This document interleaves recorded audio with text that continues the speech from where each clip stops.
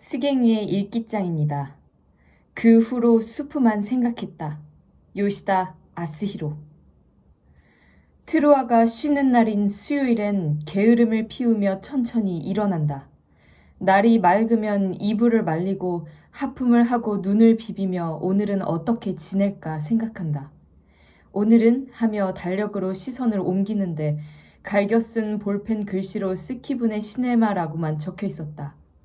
3주 전 수프를 만드느라 정신이 없던 머리를 식히려고 오랜만에 스키분의 시네마에 갔을 때의 일이다. 매표소에서 영화표를 사려는데 갑자기 팝콘을 파는 청년이 어서오세요 하며 야윈 얼굴을 내밀어 놀랐다. 예, 사람이 부족해서요. 작은 박스처럼 보이는 매표소에는 그밖에 없었다.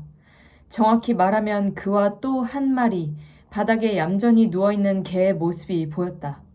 개는 나를 한참 올려다보며 눈썹을 찡그리는 것 같은 표정을 짓더니 심드렁하게 고개를 돌리며 꼬리를 한 번 흔들었다.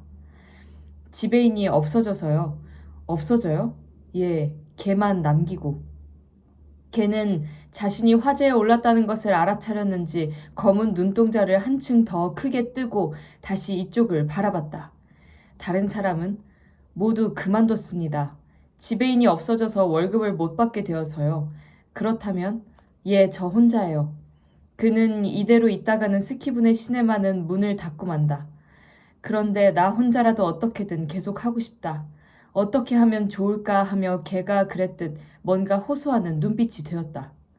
일단 말을 꺼냈지만 바로 그 자리에서 좋은 아이디어가 나올 리 없다.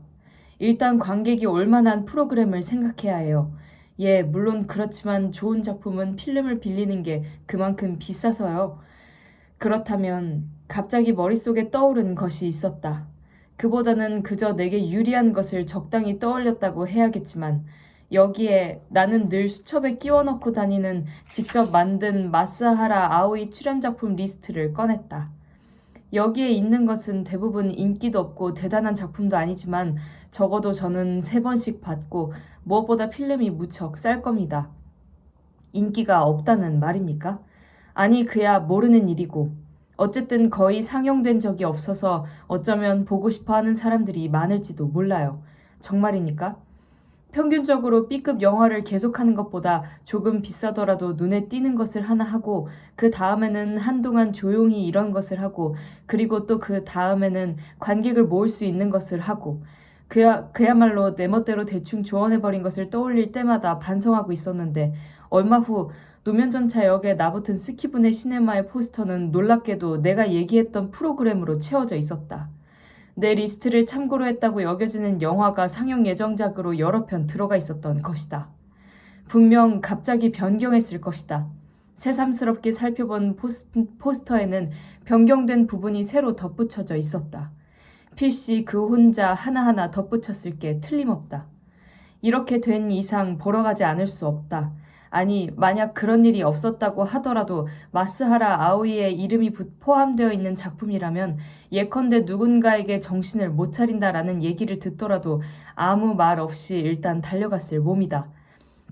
그래도 타고 가는 것이 노면전차인지라 설레는 마음을 적당히 누를 수 있어서 그만큼 제정신을 차릴 수 있었다.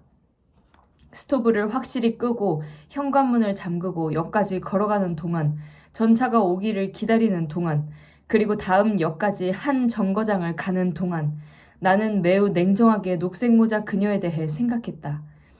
오늘 틀림없이 올 거야. 생각해보면 그녀는 내가 달려간 영화관의 구석에 늘 조용히 몸을 숨기고 있었다.